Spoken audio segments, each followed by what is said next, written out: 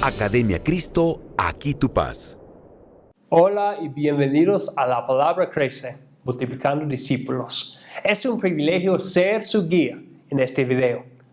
Lo más seguro es que fue un rincón oscuro, húmedo y frío de un calabozo romano que el Espíritu Santo inspiró al apóstol Pablo a escribir su última carta. La antigua prisión se encontraba en el centro de la gran ciudad de Roma y era reservada para aquellos considerados enemigos del imperio. Casi sin excepción, nadie dejaba la prisión vivo. Las estancias eran cortas, dado que casi todos los prisioneros morían ahí, unos por las duras condiciones, otros al ser ejecutados. Desde ese lugar sombrío, Pablo escribió una carta a su querido amigo Timoteo. Él le contó de sus cadenas, de la fidelidad de la prisión, de su soledad y de su certeza de que pronto sería ejecutado. Sin embargo, en su segunda carta a Timoteo, Pablo no se enfocó en su triste situación, sino que usó la carta como una oportunidad para agradecer a Dios por las bendiciones recibidas en el pasado y para animar a Timoteo en su futuro ministerio. Pablo recuerda al joven Timoteo de la gracia de Dios en Jesucristo que lo había salvado, no por las buenas obras que él había realizado, sino por la sola gracia de Dios. Pablo también recuerda a Timoteo de cómo Dios había sembrado y regado la semilla de la fe en su corazón a muy temprana edad, al compartirle las buenas nuevas de las promesas del Evangelio, su madre, su abuela y después el mismo Pablo. Pero entonces Pablo miró más allá de su propia vida y dio a Timoteo instrucciones especiales para su ministerio. Le dijo: lo que has oído de mí ante muchos testigos, encárgaselo a hombres fieles que sean idóneos para enseñar también a otros.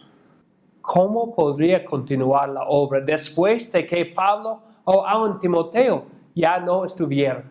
El Espíritu Santo nos lo ilustra como la imagen de una cadena de discípulos. Note que en este breve versículo, Pablo menciona 4 generaciones de discípulos.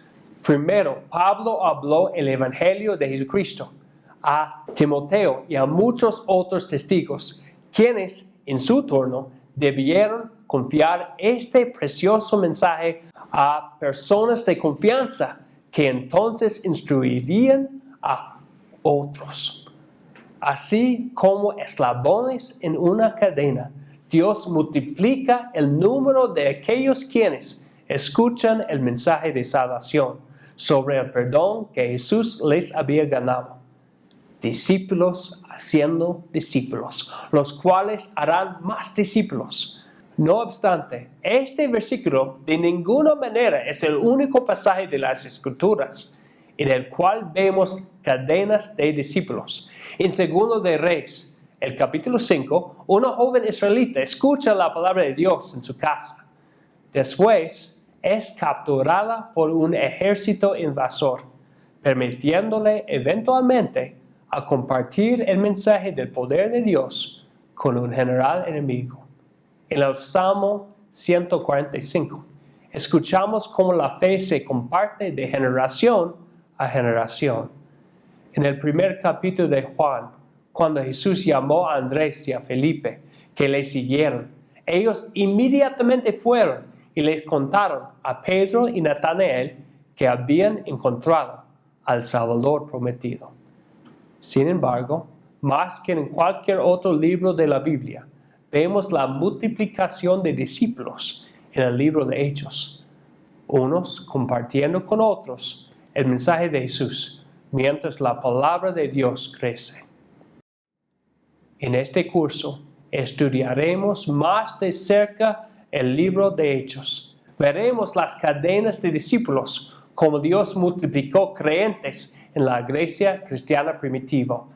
Y hablaremos sobre cómo podemos aplicar a nuestras vidas hoy en día lo que ellos hicieron en aquel entonces. en su clase en vivo y ustedes ahora hablarán más acerca del concepto de cadenas de discípulos y repasarán otras ideas que han estudiado en Academia Cristo, lo cual les auxiliará en la multiplicación de discípulos. Dios bendiga esta obra para que a través de nosotros muchos más vengan al conocimiento de Jesús como su Salvador.